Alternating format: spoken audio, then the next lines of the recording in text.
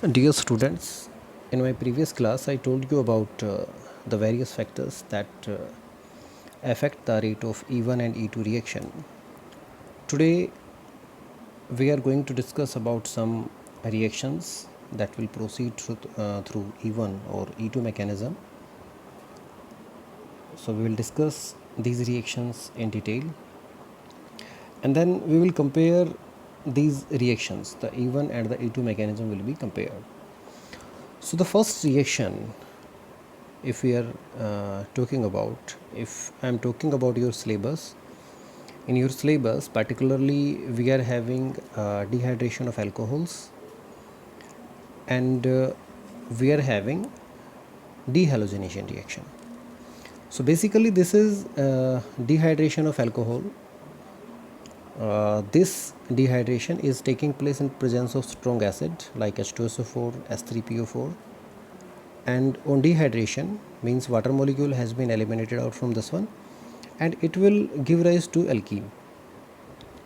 What kind of alkene will be synthesized, what will be the mechanism? So when we talk about this reaction in detail, we can see that the mechanism for dehydration of alcohol is basically E1, that is elimination unimolecular reaction that will proceed through formation of the carbocation.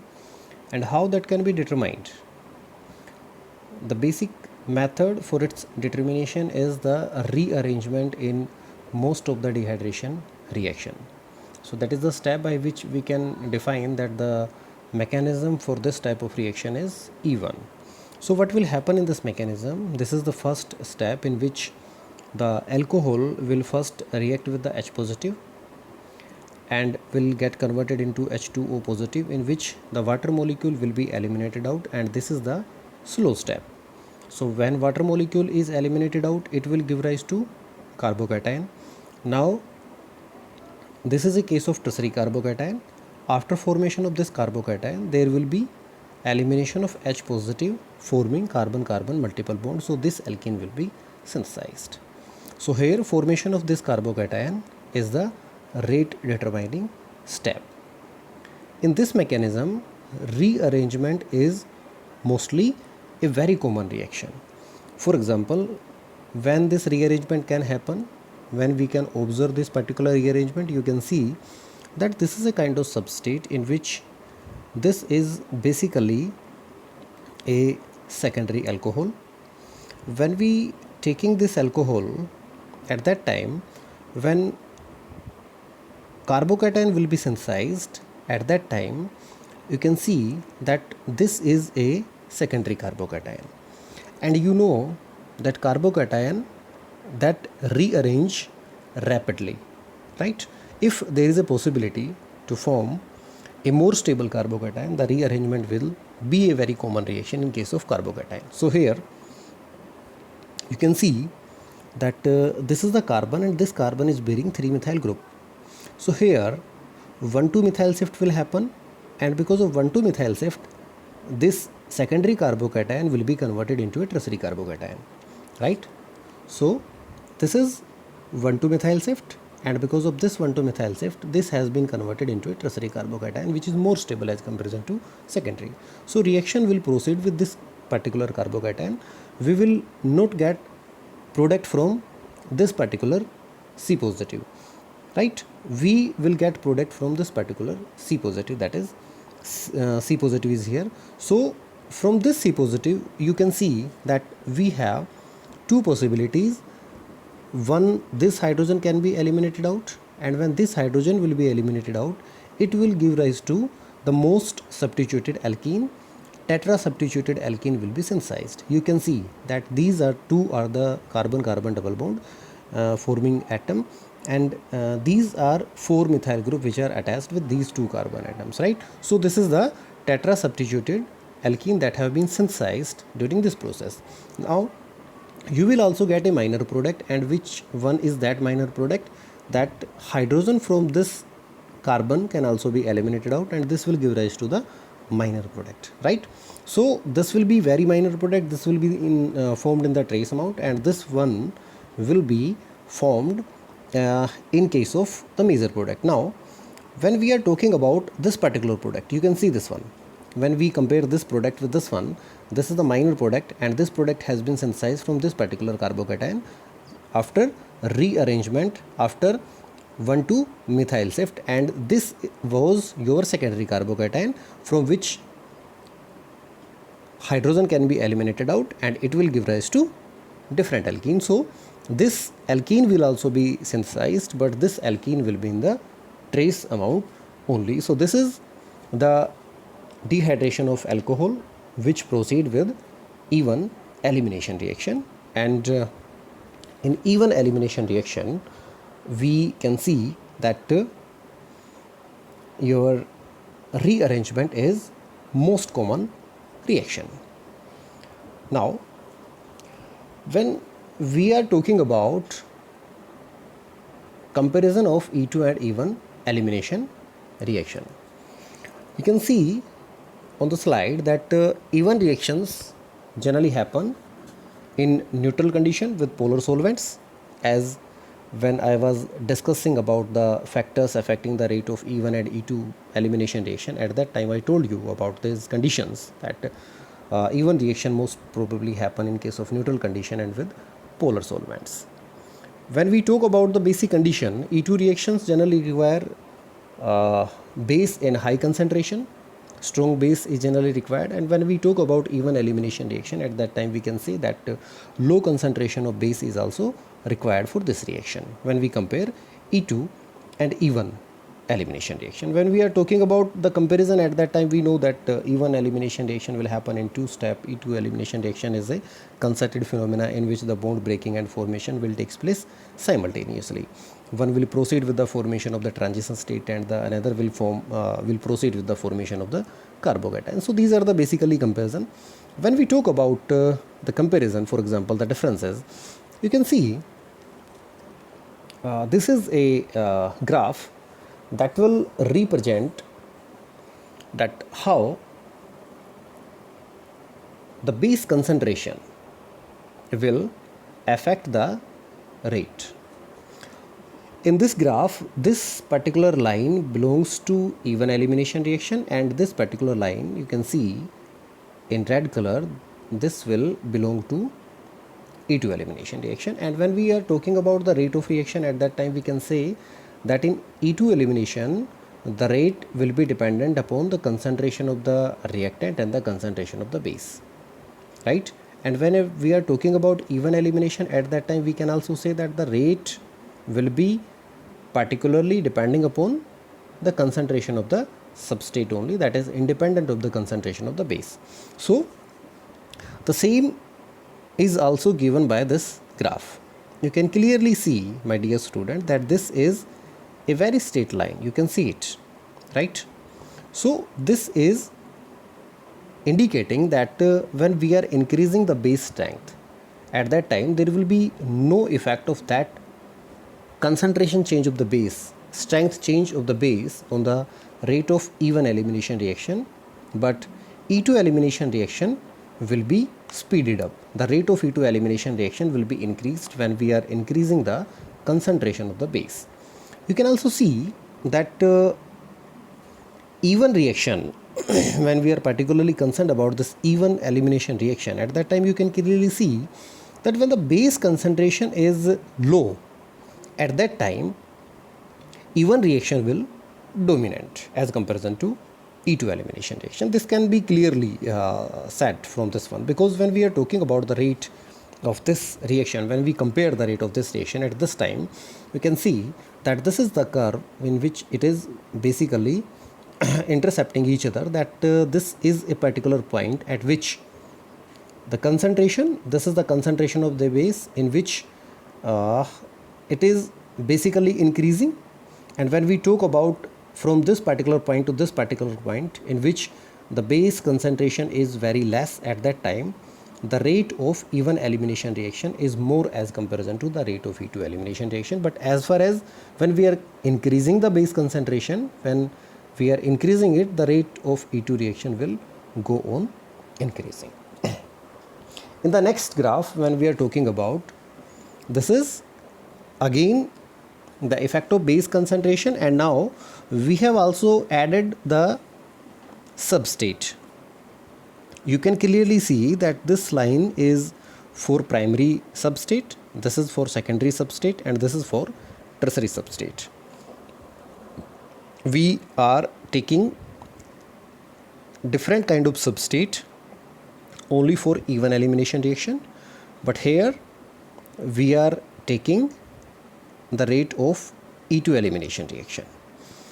At that time you can clearly see that this is basically the concentration change of the base, and from this particular graph you can clearly say that this line is for even elimination reaction with primary alkyl halide, and this one is for secondary alkyl halide, and this one is for tertiary alkyl halide. Means if we are taking the tertiary alkyl halide with a particular concentration of the base, at that time this rate will be high as comparison to secondary as comparison to primary. When we have taken three different kind of the substrate and concentration of the base has been changed, at that time you can also clearly see that this line is for primary, this is for secondary, and this is for tertiary. So from this one we can clearly say that basically the rate when we are changing the base concentration as well as we are changing the substrate from primary to tertiary, at that time the rate will go on increasing. So this is case for even elimination reaction, and this is a case for E2 elimination reaction, in which we have explained the effect of concentration of the base if we are changing the concentration of the base. So this is clearly showing you the effect, and this is also representing the effect of substrate structure on the rate of E2 elimination reaction as well as the rate of even elimination reaction. So this is basically an overall comparison, and I think I have already told you about this one, that why this is going to affect, why basically the structure of the substrate is going to affect the rate of E1 and E2 elimination reaction. In case of E1 this is the formation of the carbocation, and in case of E2 elimination reaction this is the branching. Because of that reason it is particularly proceeding that tertiary will be more reactive as comparison to secondary as comparison to primary. For example, this is a case of alkyl halide and base. When we are taking the strong base at high basic concentration, E2 mechanism will happen, and when we are taking the weak base, low basic concentration, at that time this even elimination reaction will proceed. So this is basically comparison of E2 and even elimination reaction. So just before this concept we were talking about the dehydration reaction. Now we will discussing about dehalogenation reaction. For example, this is a case of dihalide, this is a case of dibromide basically, and these two Br groups are anti to one another. When zinc is used in acetic acid, at that time it will undergo dehalogenation reaction and will give rise to this product. So basically this is dehalogenation reaction.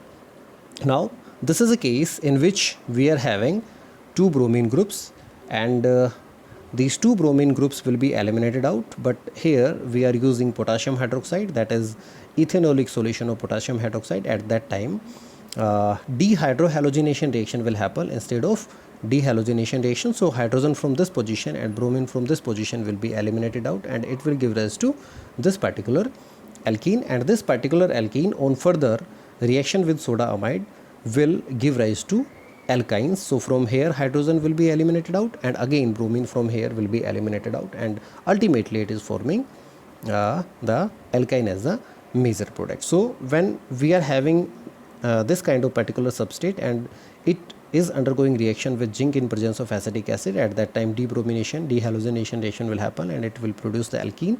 And when we are having this particular type of substrate and we have basic condition, strongly basic condition, at that time alkyne will be the main product.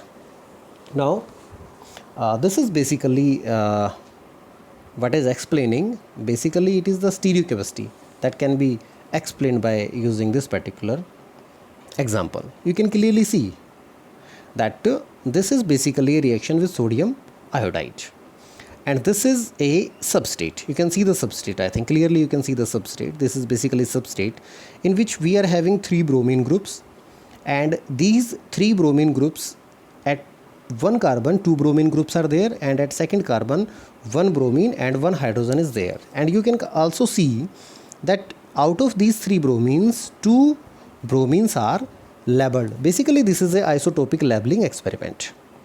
So that will explain you about the mechanism, that what will be the mechanism for this particular reaction, because we will analyze the product, and after analysis of the product we can determine that through which mechanism the reaction is proceeding.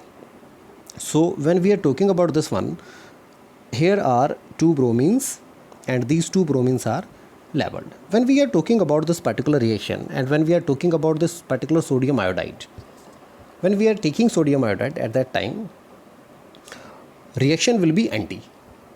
Anti means it will be a dehalogenation reaction. The 2 bromine group will be eliminated out, and when the reaction will be anti, at that time we can clearly see that the 2 bromine groups they should occupy the anti-periplanar geometry. So they should be axial to one another, right? So when we are particularly talking about this bromine and this bromine, this is isotopically labeled and this is unlabeled. These 2 bromines are existing in cis form, and these 2 bromines means both labeled bromine. These 2 exist in trans form. So these 2 will be eliminated out, and when elimination will happen, there will be a carbon-carbon multiple bond between this particular carbon which is bearing the bromine and between this carbon which is bearing the hydrogen. So this product will be synthesized, and you can clearly see that this is the only product that have been synthesized. When the elimination is syn, at that time you can clearly see that this bromine can be eliminated out and this bromine can also be eliminated out. Both bromine can be eliminated, and the bromine which will be in the product, that will be isotopically labeled. So this product will be synthesized if reaction will proceed with syn elimination reaction. But you can clearly see that reaction is taking place in anti-periplanar geometry, in anti manner, because at that time we are only getting this product will not be synthesized. So product analysis can also tell you about the mechanism of the reaction, that through which mechanism the reaction is taking place. Now this is another reaction, my dear students, and you can see that this is basically meso-stilbene dibromide. This is also reacting in presence of sodium iodide. So basically debromination reaction will happen, dehalogenation reaction will happen, and here you are getting E-stilbene, right? You are getting the E product, that is you are getting the anti product. Why you are getting the anti product? You can clearly see that these 2 bromine are anti to one another, and they are already attaining the anti-periplanar geometry, so they can be easily eliminated out, and that's why the product will be anti in its nature. When we are taking the case of, this is stilbene dibromide, DL. It was the case of meso, and this is the case of DL, stilbene dibromide. At that time we can clearly see that because the reaction is taking place in presence of sodium iodide, so at that time the reaction will be anti. First of all, you should be clear in your mind. When the reaction will be anti means these 2 bromines should be anti-periplanar to one another. So there must be a carbon-carbon single bond rotation so that these bromine can be anti to one another. When there will be a rotation of carbon-carbon single bond so that these bromine can be anti to one another, at that time these phenyl group will come on the same side, and that's why when elimination is going to happen, at that time you will get the cis product, you will get the Z-stilbene. right? So E stilbene will be synthesized in this case and Z stilbene will be synthesized in this particular case. So this is the case of dehalogenation reaction if we are particularly concerned about. So you have discussed about the dehydration reaction, you have discussed about the parameters graphically that is going to affect the rate of E1 and E2 elimination reaction, and you have discussed about the dehalogenation